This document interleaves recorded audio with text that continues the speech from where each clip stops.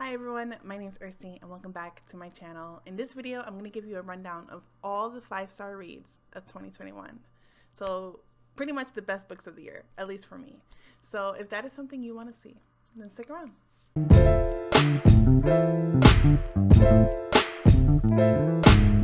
So as of the time that I'm filming this video, I have read 48 books this year.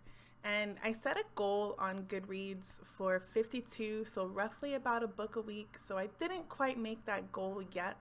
There's still like 2 weeks left, but I probably won't hit that goal. But either way, 48 books is a lot, I think, for me. It's pretty similar to what I hit last year as well, but I don't really think the number is super important. The important thing is that you enjoy the books that you read and you wind up finding books that you love. So like I said, I read about 48 so far, and out of those 48, 11 of those books were 5-star reads. So let's quickly go through these 11 books so you can see what my favorite books were this year. The first 2 books I'm going to talk about together, and they are Senlin Ascends and Arm of the Sphinx, and these are the first 2 books of the Books of Babel series by Josiah Bancroft. Both of these books I gave 5 stars to. They were both amazing, so much fun, whimsical, clever, funny. I really enjoyed this book series so far. Right now, I am in the middle of the 3rd book of the series, and I'm really enjoying this one as well. This one's looking like it's going to be a 5-star read as well. This whole series is just phenomenal. It's so great. But if you don't know what the series is about, 1-sentence summary of the series. This guy named Senlin, he's a headmaster from a small town. He goes to the tower with his wife as a honeymoon, and he loses her, and he is on a quest to find her in this crazy, whimsical, corrupt tower. So that's pretty much the gist of the story. He's just looking for his wife. It's about his journey and the transformation, and it's just a really great series so far. So I really highly recommend these books because I think they're just great. The next book I'm going to talk about is The Wastelands by Stephen King, and this is the 3rd book of the Dark Tower series. This book is a lot of fun. This book establishes the quartet, our group, our family. It just establishes the family as we're going on our journey towards the Dark Tower. I will leave a link to my review of this video along with relevant videos for all the books that I'm going to mention here. But I'll leave a link to this one so you guys can check out all of my thoughts on this book. But so far from the Dark Tower series, this is the only one that I've given 5 stars to. There's 2 4 stars, 1 2-star. So I'm like up and down with the series, but I'm still having a really good time.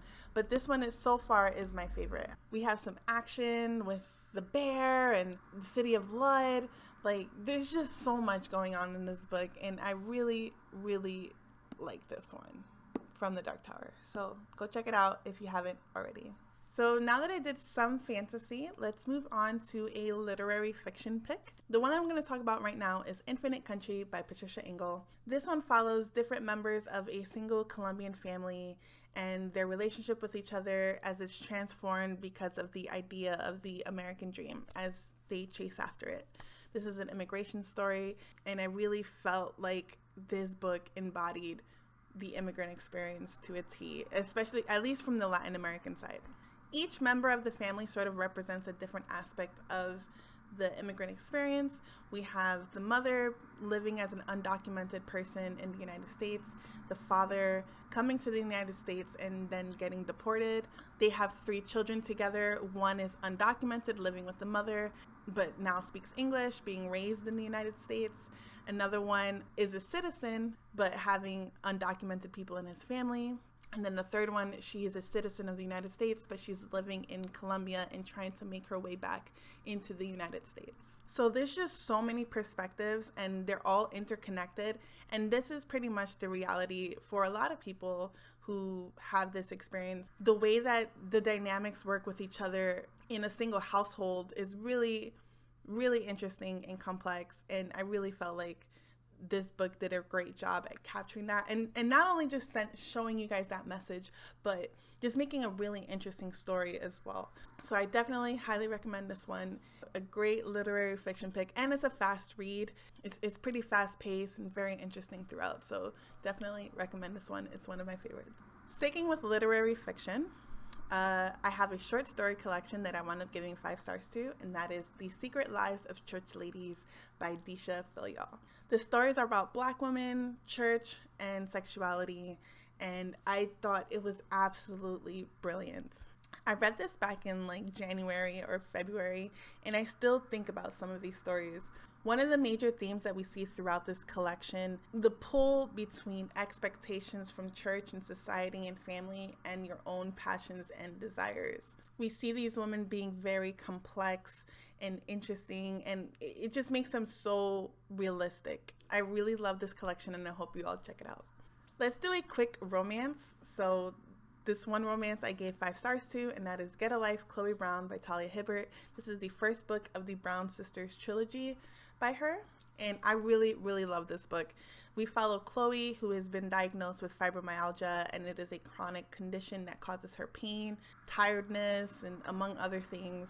And she is on a quest to get a life. She has led a very careful existence because of her condition, but after a near-death experience, she decides to take charge, and she creates this bucket list of things that she hopes will make her more interesting and make her life more exciting. And so she enlists the help of the super of her building. His name is Red. Sparks fly, and it's a really great book because Red is going through his own things too.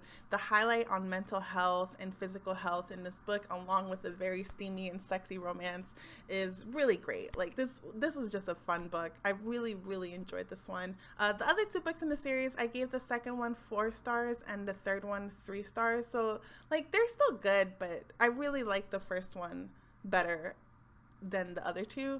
Other people have different opinions, but the first one was my favorite. Let's switch gears and talk about a thriller real quick.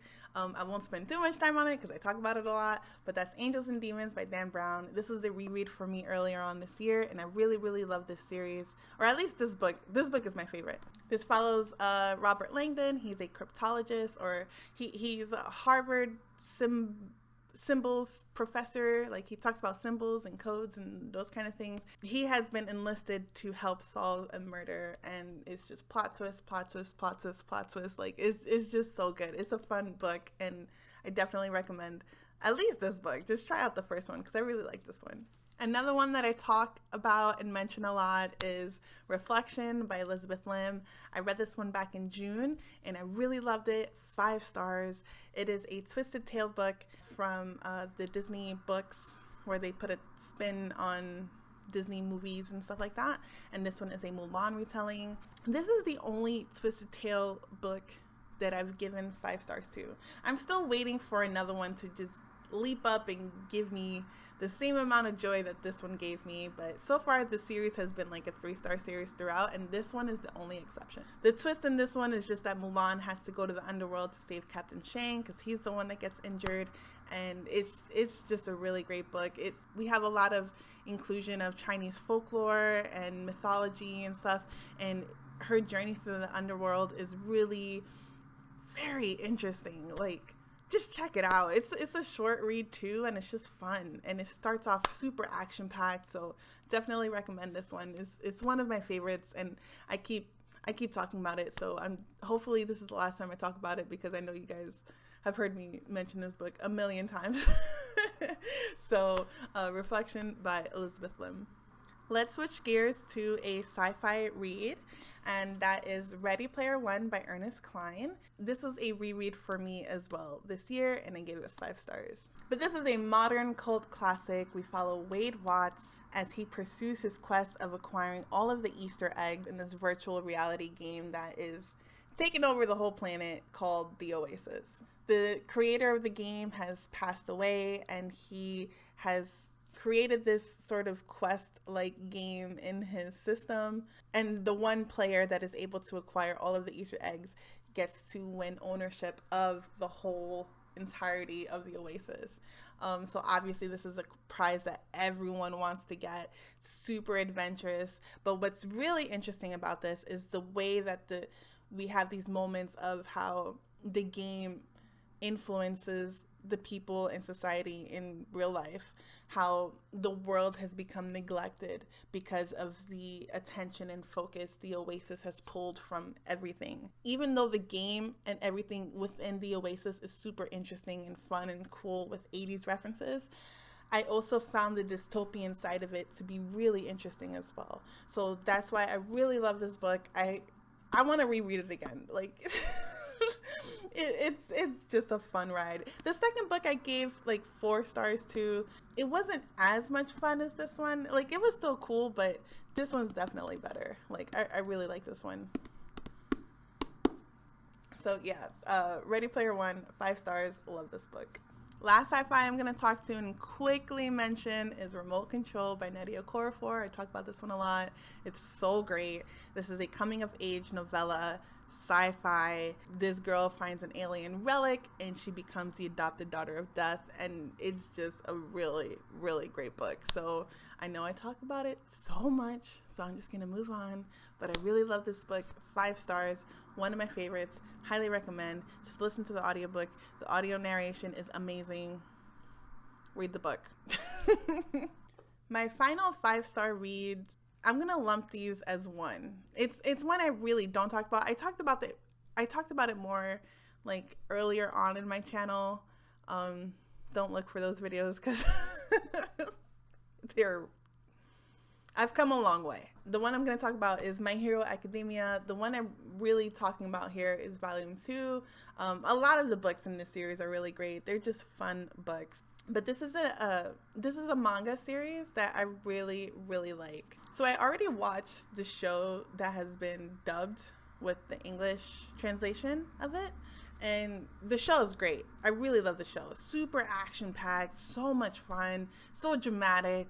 It's really cool. Even though I watched all of the shows that are available to us right now, I still want to go and read the books, but the books do a really great job, or at least the show did a really great job of following along with the books. So it's not as if I'm reading it to find out what happened, because I already know what happens, but they're still fun. Like, they're still fun reads.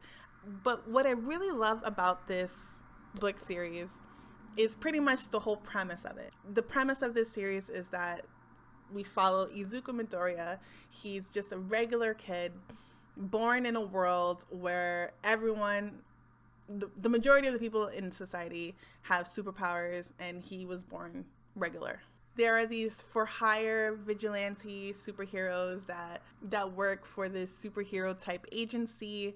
And in order to be a professional hero, you have to go to school, do internships, get a job, like just like any other profession in society. I think that's why I really like this series, because they have this whole world set up. And it's just so interesting in the way that they're able to tie in all these little things. I mean, obviously there are things in here that don't really make sense because it's just a little outrageous. Either way, I really find this story to be really cool and interesting. I just really love how the society is set up and seeing how the politics play into a world where people have these abilities and quirks.